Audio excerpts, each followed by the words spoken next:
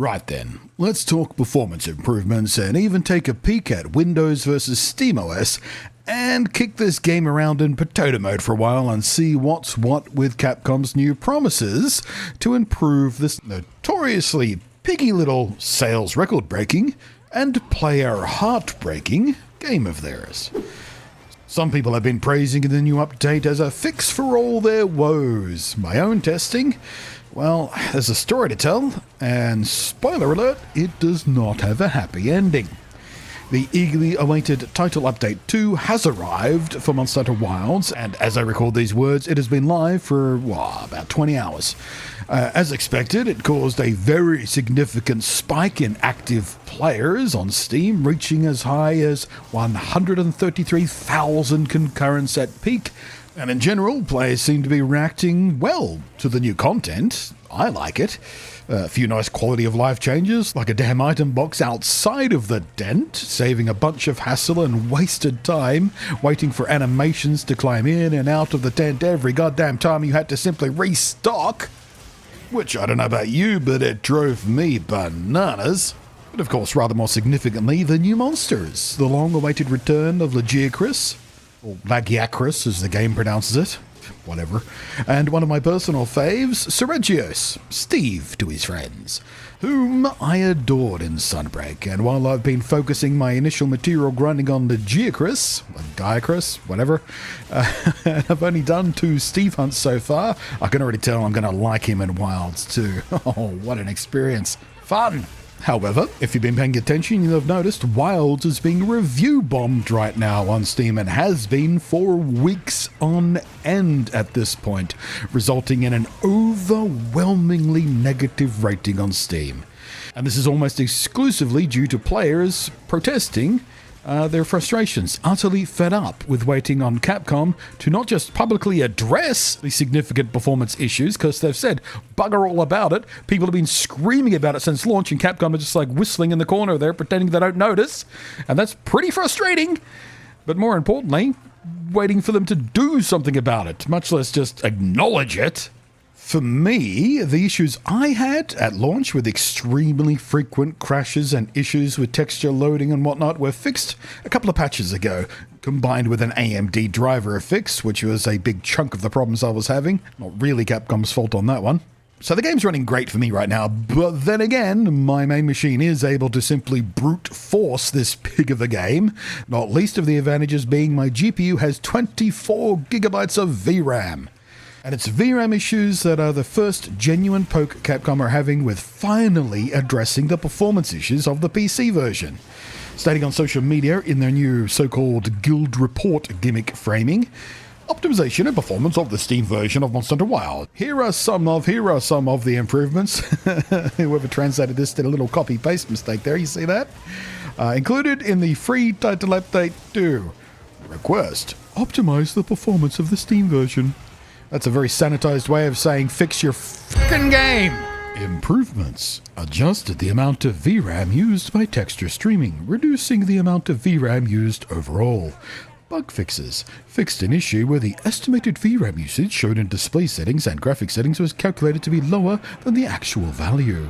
As a result of this fix, the estimated VRAM usage will display accurately but will result in a higher amount than before. So, VRAM usage was optimized a little bit, and also it turns out the game itself wasn't even reporting VRAM usage correctly to begin with, so that's one hell of a cock-up. That had to have been screwing some people up when they're trying to fiddle with settings and, watching that little bar graph on the settings page about how much VRAM is actually being used. Well, that was wrong. Can't rely on that. Well, apparently they fixed it now, so take another whack at your settings. But hey, let's turn over now to potato mode and see what this update has done to the performance of the game on the lowest end hardware it was capable of running on at even something close to playable. The ROG Ally, and the many devices like it running AMD's Z1 Extreme APU chipset.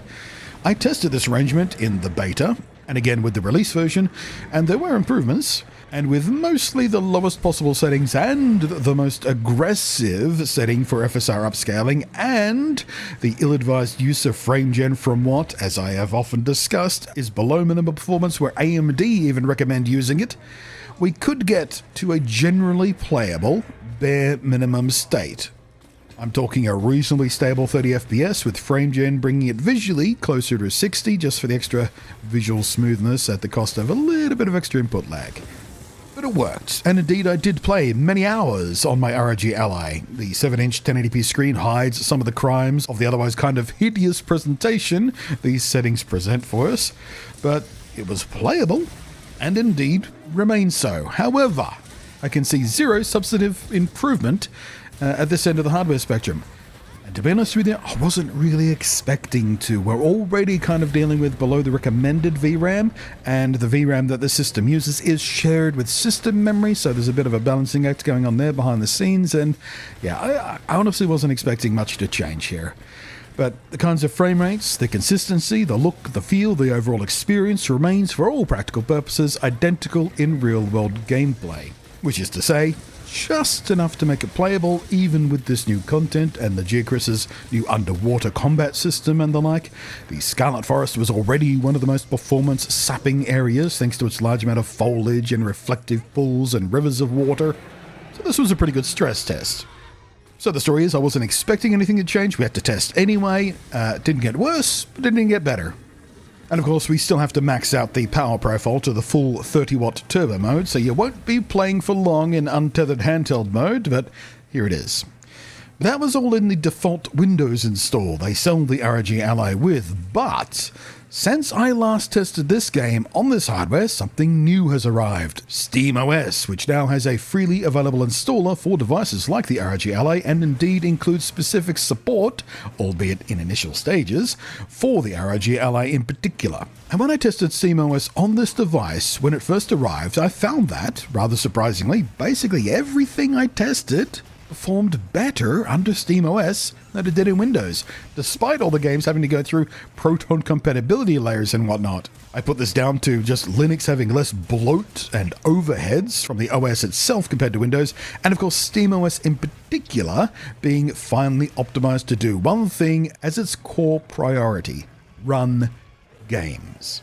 And I did expect a change here. I did expect this game to run slightly better in SteamOS than Windows, because again, all the testing I've done before now have set me up for that expectation.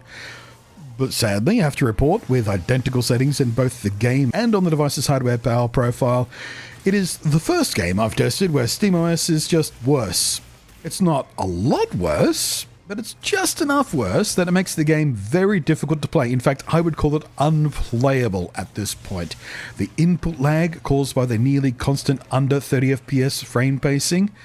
And again, little reminder, the frame rate you're seeing on the screen, on the display there, is inclusive of FrameGen. Seems like the built-in performance monitor that SteamOS uses has not yet been updated to match the new one that Windows Steam uses, where it does account for FrameGen and gives you two separate numbers for that. Did you notice that before? That's awesome. So whatever number is up there on the top bar, half of that is what the real performance feels like, never mind what it looks like. And that's just not good enough to play this game properly. I was taking way more hits and missing way more often and mistiming way more counters and dodges and whatnot while trying to play under SteamOS. I managed not to cart to my new electric crocodilian friend, but it was close a lot more often than even my first ever fight against him went. And I was reaching for those healing items a lot more often.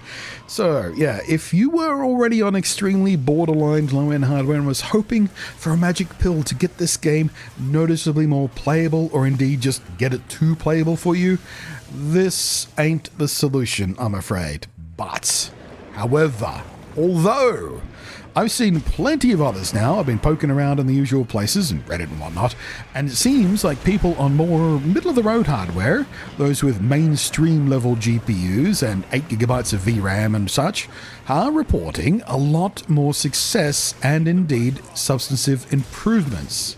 So if you are at that sort of hardware level, it's worth having another poke at this game and seeing if things are improved for you. Let me know down below how you went, if you're on sort of the likes of 3060s or even old sort of 3080s and whatnot. But yeah, it seems like there's hope for many, but yeah, not so much for the handhelds at this point. Let's all hope Capcom aggressively keep pushing for performance patches and don't make us wait till friggin' Title Update 3 for another tiny bump like this. Fingers crossed anyway. Thank you for watching. Thank you as always to the patrons. I am Blonty, and I will catch you next time. Happy hunting. Be careful not to plant by mistake. I set a trap.